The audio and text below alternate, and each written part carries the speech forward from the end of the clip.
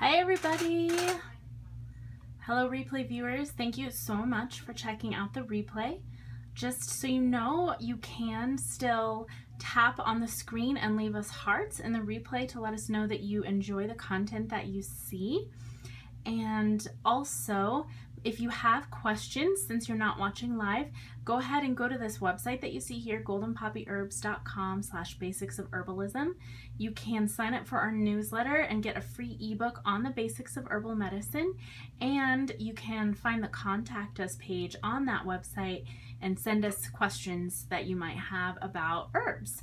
So I'm going to turn this and see how this new landscape view looks. So for those of you who don't know, if you haven't downloaded the newest updated version of Periscope, they let you do landscape now. So I may play with that today. We'll see how it goes. It's just a little bit easier to see some things in landscape mode, like the website. So for those of you who are new or just tuning in, Sarah. I am a clinical herbalist and clinical nutritionist, and I am the owner of Golden Poppy Herbal Apothecary. It is a retail store and clinic that is located in Fort Collins, Colorado. We also have a website, which you just saw the website for, and you can shop a lot of our products online. We also have a lot of awesome information in our blog about herbs, natural health, all sorts of fun things like that. So we are doing a 30 Herbs in 30 Days series here on Periscope, teaching about herbalism and talking to people about herbs and hopefully educating everybody who happens across our scope. And for those of you who are following, we are talking about some of the most common herbs. And awesome to put a face to your shop. Awesome, yeah. And so for those of you who are here live, if you want to say hi, go ahead and say hello and then put your real name next to your comment if it's not the same as your screen name, because sometimes it's not, and it's nice to say hello. And then also definitely if you have questions, feel free to ask. I love to answer questions. And if you are just kind of popping in randomly, let me know that you are here randomly and you maybe have no idea that what we're talking about. Feel free to ask. Hey, from Minneapolis, awesome. I saw you the other day in here, Lucia? I think that's right. So if you are just popping in randomly, say hello. You can even say the word random and, you know, tell me your name, and then I can tell you again who I am and what we're doing. Hello,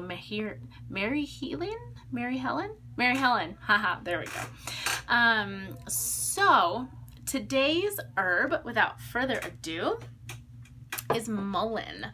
So how many of you who are watching, first off, if you use herbs or know much about herbs, have used mullein or have heard about mullein before? If you know mullein, the plant, then go ahead and say yes. Awesome, perfect. Mullein, great.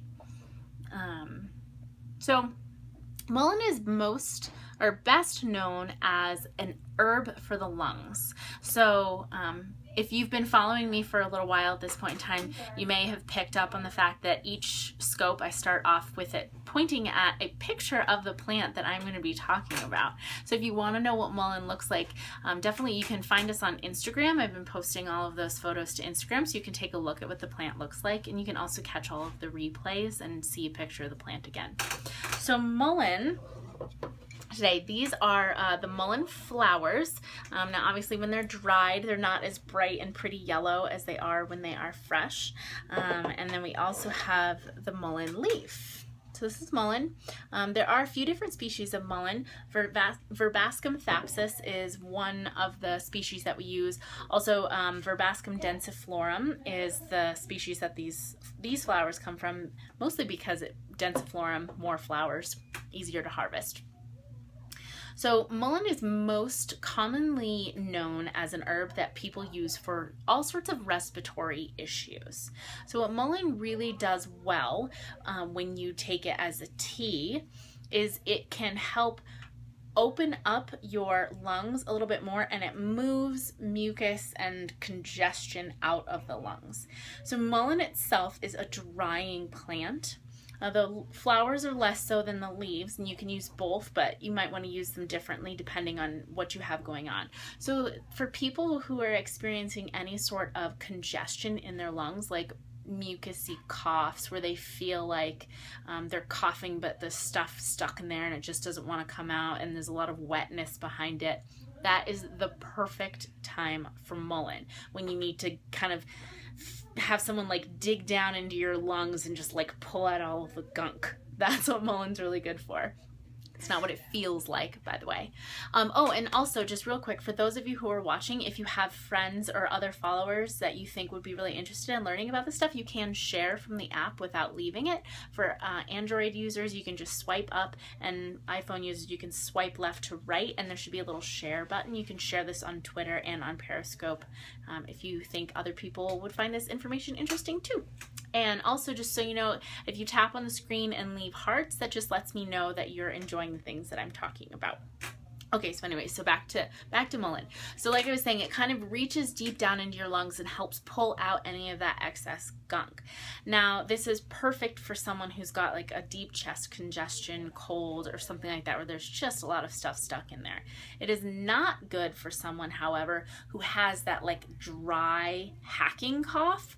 Not the time for mullein. Because it is a drying plant, when you use it, it tends to dry out whatever you have going on. So if someone's already experiencing a really dry cough, it's going to be made worse by mullein. So it's not just this panacea herb for all things related to the lungs. You really have to, you know, make the distinction between what type of cough the person is experiencing before you start to use mullein.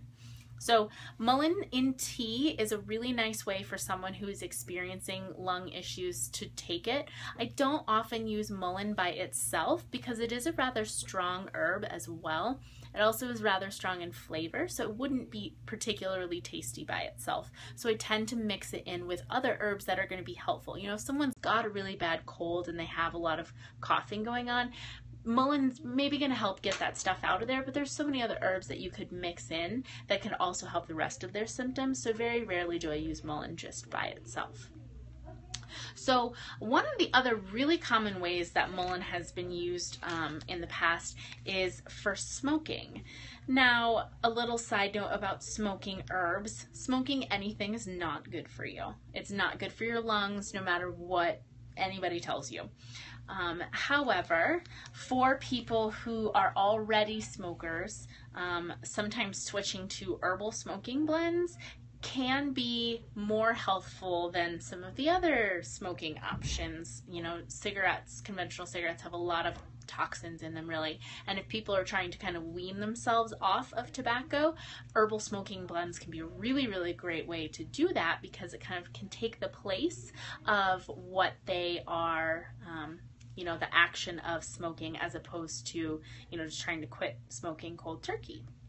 So here in the store, we make a couple of different herbal smoking blends.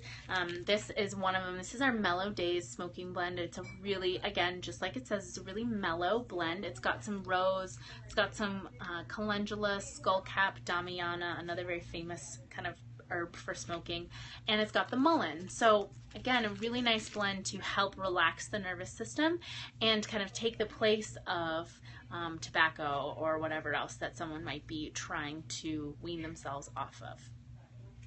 So another place that mullein is used medicinally that is less well known is in this traditional herbal remedy that's called Mullen Garlic Ear Oil. So this is something that we hand make here in the store, and we infuse mullen flowers with garlic into an olive oil base. And this is a really great remedy for earaches for adults and children. So, you know, adults don't get earaches as often as children do, so typically it's thought of as a earache remedy. But in this form, the mullen flowers is actually really pain relieving. So that's one of the other things that I feel like is a distinction between the flowers and the leaves of the mullen plant, is that the flowers tend to be a little bit softer, a little bit gentler, a little bit less irritating, and they are also known to be anti-inflammatory and soothing. So in this garlic and mullen ear oil, the way you use this is if you have a child who has an earache, And you can only do this if you know 100% that their eardrum hasn't been perforated in any way. You can warm up the garlic and mullein ear oil, have them lay on their side, and then you can put the warmed garlic mullein ear oil in their oil and just have them lay there for a while. And the garlic is really helpful for being antimicrobial, and the mullein is really soothing and pain relieving for the ear. And then just that action of having something warm inside the ear is really nice. And then you just, take a washcloth or something and have them tip their head back to kind of let all of the oil drain out. And then if you are worried about it being in there still, you can actually use a little bit of like rubbing alcohol or vinegar or something in the ear, and that will dissolve all the oil out, and then it'll evaporate off really quickly. So for those of you who are watching live, if you're still hanging out, you're probably one of the people who found me at some point in time and started following me. I have a feeling that if someone randomly came across my scopes, if they were just browsing around on Who's in Colorado talking about herbs right now, I don't know how many people would stick around. We'll see. I'm hoping that there's a lot more people in this world that are interested in herbs than not, as herbal medicine is pretty awesome. So for those of you who are watching live, does anyone have any questions about mullein? Anybody use mullein for anything? Any scenarios, where maybe you wouldn't want to use mullein? Anyone? I tend to have shy followers of my scopers, and that's okay too. So this is apparently going to be a quick one. So again, for those of you who are checking out the replay, and for those of you who are here live right now, definitely make sure that if you're not signed up for the newsletter already, we don't send out a ton of newsletters. We send out one newsletter at the beginning of each month that has information about all the stuff going on at the apothecary this month, that month.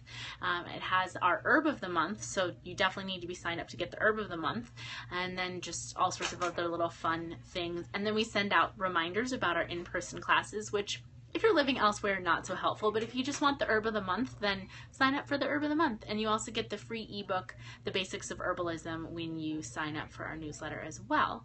And again, definitely check out our website if you are interested in ordering any products. We hand make everything here in the store, myself and my staff of 3. So for those of you who are here, thank you so much for tuning in, and I will see you again tomorrow. All right, bye.